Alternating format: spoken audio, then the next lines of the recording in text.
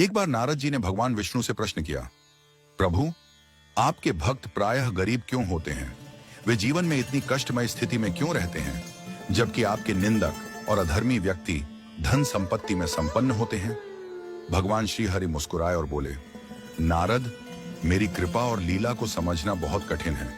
इसे समझने के लिए तुम्हें मेरे साथ पृथ्वी पर चलना होगा। इतना कहकर भगवान श्री हरि और नारद मुनि साधु वेश में पृथ्वी पर आए।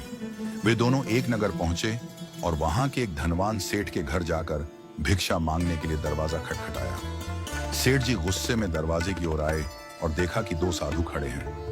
भगवान ने प्रेम से कहा, भैया, बहुत भूख लगी है, कृपया थोड़ा भोजन दे दीजिए। सेठ जी यह सुनकर क्रोधित हो गए और बोले, तुम लोगों को शर्म नहीं आती? मेहनत करके खाने में क्या कठिनाई है? जाओ, जाकर किसी होटल से खाना मांगो, यहाँ भीख मांगने मत आओ। सेठ का यह व्यवहार देखकर नारद जी को बहुत दुख हुआ। वे भगवान से बोले, प्रभु, देखिए, यह व्यक्ति कितना अहंकारी और कठोर हृदय का है। वह न केवल आपको पहचानने में असमर्थ रहा, बल्कि आपको अपमानित भी कर रहा है। ऐसे व्यक्ति को तो दंड मिलना चाहिए। कृपया इसे कोई अभिशाप दीजिए। भगवान मुस्कुराए और बोले, नारद, मेरी लीला अपरंपार है। देखो, मैं इसे अभिशाप नहीं बल्कि आशीर्वाद देता हूँ। यह कहकर भगवान ने सेठ को और अधिक धन संपत्ति बढ़ाने का वरदान दे दिया। नारद जी यह देखकर चकित रह गए। उन्होंने सोचा कि जो व्यक्ति भगवान की निंदा कर रहा था, उसे तो और अधिक धन का वरदान मिल गया, लेकिन आगे जो हुआ वह और भी रहस्यमय था। इसके बाद भगवान और नारद मुनि नगर के बाहर एक वृद्धा के छोटे से झोंपड़े के पास पहुंचे। वह वृद्धा अत्यंत गरीब थी और उसकी संपत्ति केवल एक गाय थी, जिससे वह अपना जीवन यापन करती थी। भगवान ने वहां भी भिक्षा मांगी। माए, बहुत भूख लगी है, क्या हमें कुछ खाने को मिलेगा? वृद्धा अपने झोंपड़े से बाहर आई और आनंदित होकर बोली, प्रभु, मेरे पास आपके लिए देने को बहुत कुछ तो नहीं है, लेकिन जो भी है वह आपका ही दिया हुआ है। कृपया इसे स्वीकार करें। यह कहकर वृद्धा झटपट अंदर गई और अपनी गाय का ताजा दूध निकालकर 2 कटोरे में ले आई। उसने बड़े प्रेम और श्रद्धा से भगवान और नारद जी को वह दूध अर्पित किया। भगवान ने प्रेम पूर्वक दूध ग्रहण किया और वृद्धा को आशीर्वाद दिया। नारद जी यह देखकर प्रसन्न हुए और बोले, प्रभु, यह देखिए, यह भक्त आपको कितने प्रेम से भोग अर्पित कर रही है।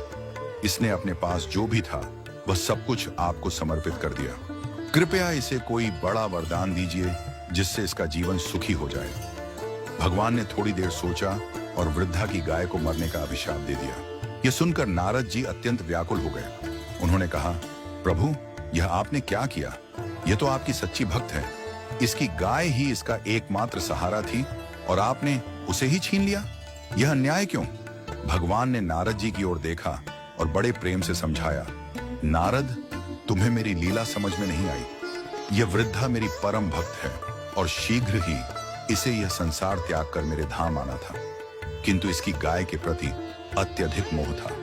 जब इसका अंतिम समय आता तो यह भगवान का स्मरण करने के बजाय अपनी गाय की चिंता में ही लीन रहती। इससे इसका अगला जन्म गौ योनि में हो जाता और इसे अनेक दुख भोगने पड़ते। इसलिए मैंने इसकी गाय को पहले ही छीन लिया, ताकि जब इसका अंतिम समय आए तो इसका मन केवल मुझ में ही लगा रहे और यह सीधा मेरे धाम को प्राप्त कर सके। वहीं दूसरी ओर वह सेठ धन संपत्ति से इतना मोहग्रस्त है कि जब उसकी मृत्यु होगी तो उसका ध्यान केवल अपनी तिजोरी और सोने चांदी पर होगा।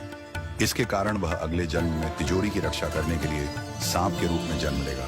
भगवान ने आगे कहा, यह प्रकृति का नियम है कि जिस चीज से जीव को अत्यधिक लगाव होता है, मृत्यु के समय उसका अंतिम विचार उसी के बारे में होता है और अगले जन्म में उसे वही जीवन मिलता है जिसमें वह सबसे अधिक आसक्त रहता है। इसलिए मनुष्य को अपने जीवन में मोह माया से ऊपर उठकर केवल ईश्वर का स्मरण करना चाहिए।